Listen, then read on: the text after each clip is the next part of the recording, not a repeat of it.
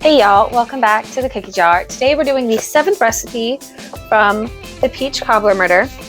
They are called Desperation cookies, and essentially it's cleaning out your pantry from all the odds and ends and nuts and chocolate chips. So for these cookies, you're going to preheat your oven to 350 with the rack in the middle position. You're going to want 2 cups melted butter, 4 sticks, 1 pound, 3 cups white sugar, 1.5 cups brown sugar, 4 teaspoons of vanilla, 4 teaspoons of baking soda, 2 teaspoons of salt, 4 beaten eggs, 5 cups of flour, no need to sift, 3 cups chips, and it says use any combination of regular chocolate chips, butterscotch chips, white chocolate chips, milk chocolate chips, vanilla chips, cherry chips, strawberry chips, peanut butter chips, or any other flavors you think will go together. And then it says 4 cups chopped nuts.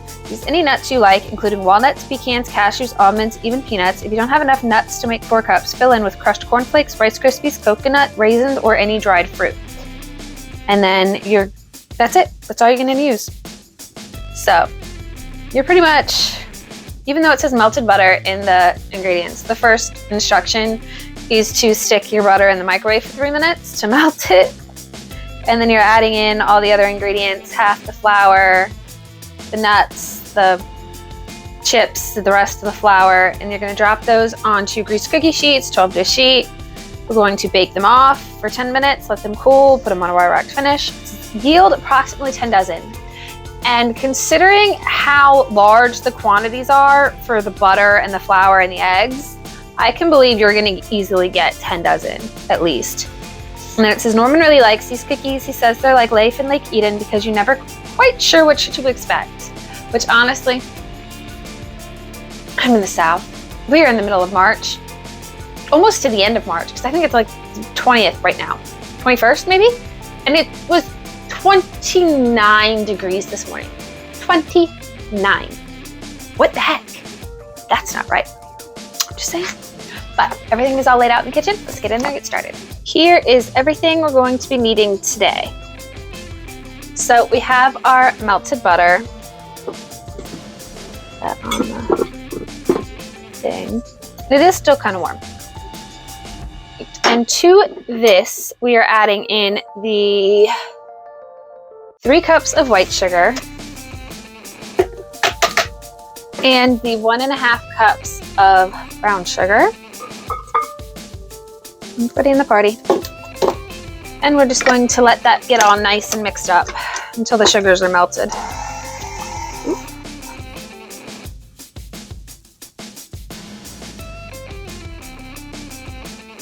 So, it didn't do what I thought it was going to do. It did not melt in. But I guess there's more sugar than butter in there, so maybe that's not that surprising. To this, we're going to add the 4 teaspoons of vanilla, the 4 teaspoons of baking soda,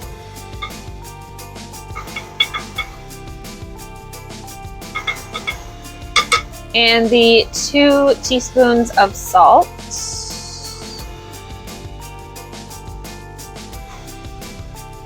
And let that all mix up. It does not feel warm. So, next we are adding the 4 beaten eggs.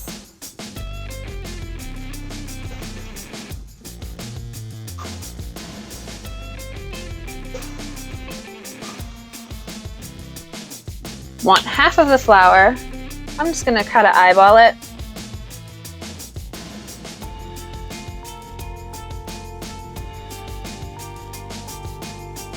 Okay, and you're going to go slow.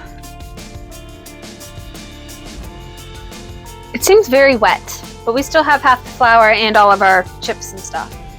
So, with that being said, we are adding all 3 cups of chips. I've got a mix of butterscotch, white, and semi-sweet.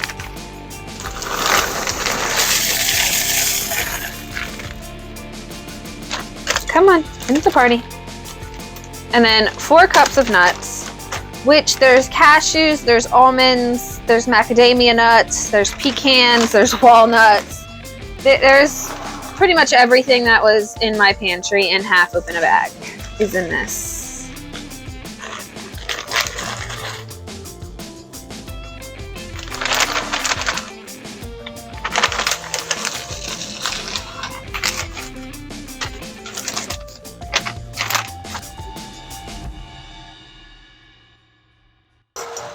Okay, oh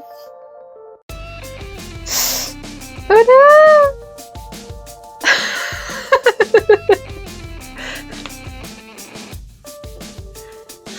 Note to people using KitchenAids. This recipe is too big. I'm gonna have to get my hands in it. I don't want to get my hands in it.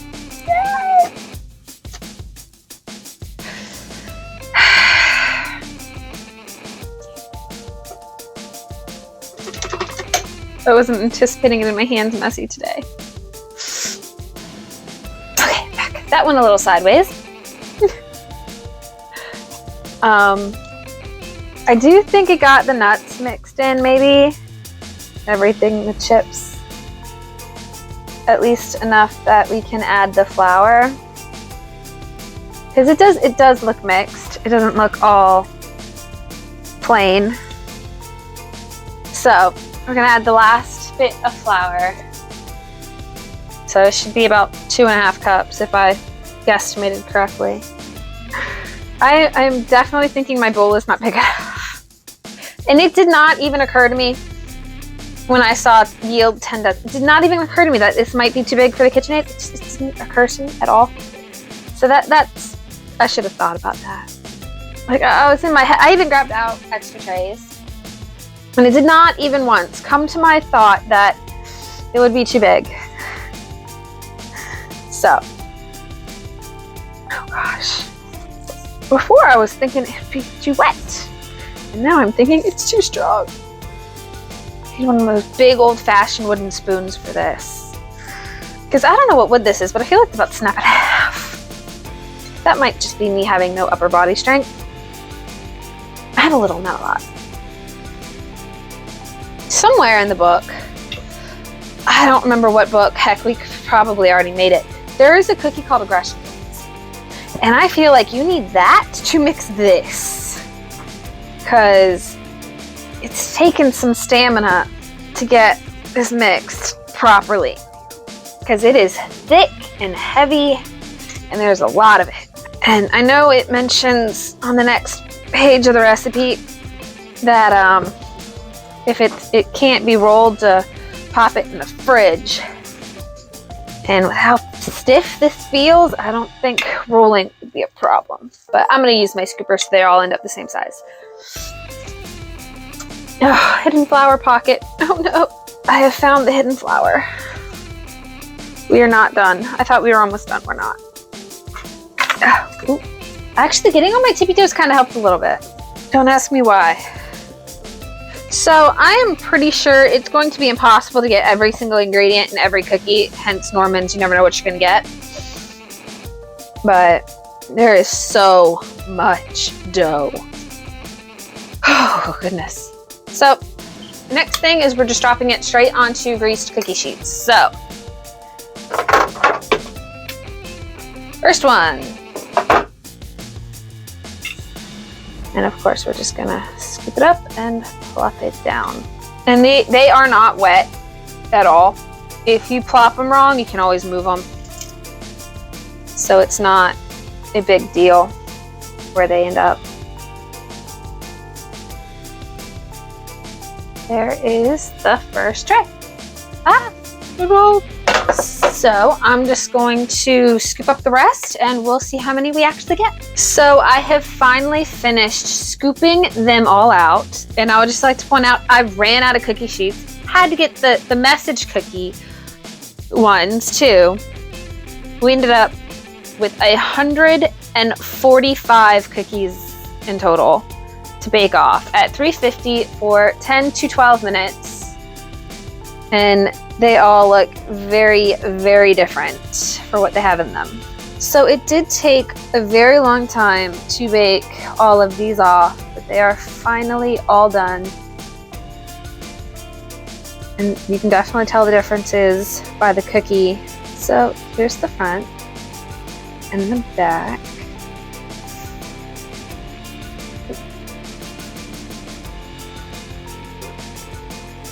Butterscotch, pecan, and a hint of almond in that bite. Oh, and that bite was very heavy on the white chocolate. So not only is every cookie going to be different, just about every bite will be different. So that's pretty interesting. I scooped all the cookies. They should all be the exact same size, and yet some of them are really small and some of them are really big. There's a cookie called a surprise cookie or a mystery cookie where she takes a bunch of things, she puts them in dough, and they bake around the chocolate or nut or whatever she put in the middle. And the surprise is that you don't know what's in the middle. These ones, you get a different surprise every bite. But these are the true surprise cookies. But next week we are making a rhubarb custard cake. Last rhubarb thing we made wasn't terrible. It wasn't my favorite thing ever. But it is spring. So I'm hoping that in the next week I can actually find rhubarb in the stores and I don't have to resort to the cans that I already bought. But we will see what happens. And hopefully it works out. So if you're interested in seeing how that works out, join us next week. I hope you have a good one. Bye guys!